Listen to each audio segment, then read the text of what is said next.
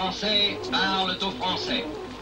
Deux questions, Marine Le Pen. Est-ce que vous mesurez ce que serait le risque quand même de voir la dette française flamber et les importations coûter de plus en plus cher si on en revenait au franc et qu'on était confronté à des dévaluations? Et deuxième chose, à partir de ce que vous venez de dire sur le couple franco-allemand, si la zone euro éclate, est-ce que vous constatez que c'est la fin de la construction européenne et finalement la fin d'un rêve qui est né après la Seconde Guerre mondiale? Et monsieur, encore une fois, monsieur a expliqué, a donné une explication et n'est pas allé au bout.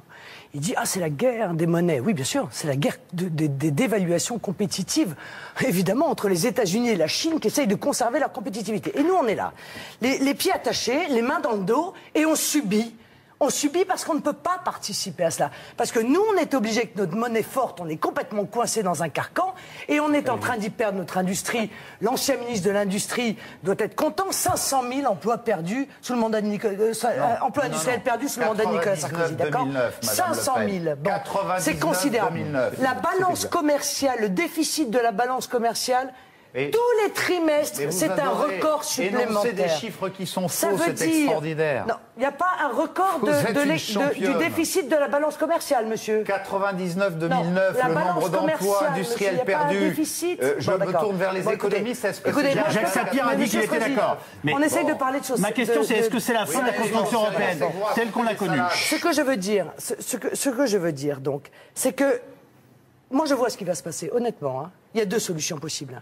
Clairement, soit on va jeter la Grèce de la zone euro, la jeter, sans préparation, sans le plan concerté dont j'ai parlé et qui permettait justement à chacun des peuples de pouvoir reconstruire son économie, réfléchir, comme l'a expliqué d'ailleurs tout à l'heure M. Sapir, à un plan concerté de sortie, soit l'Allemagne va dire demain, bon écoutez, maintenant c'est terminé, moi mon peuple ne veut plus payer et par conséquent c'est moi qui sors. Donc dans tous les cas, je pense que l'euro n'est plus viable. Voilà. Alors, partant de cette considération, c'est un diagnostic, mais il faut avoir le courage de le faire.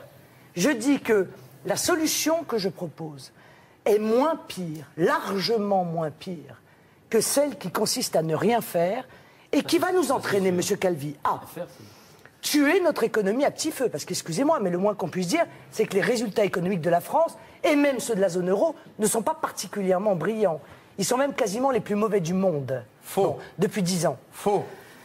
Écoutez, monsieur Estrosi. J'ai des chiffres. Oui, moi aussi. Moyenne 2001-2011. Taux de croissance du PIB à prix constant. D'accord ? 2001-2011. Australie 3,1, Canada 2,1, Norvège 1,8, Suède 1,8, Suisse 1,7, Royaume-Uni 1,6, États-Unis 1,9, zone euro 1,1.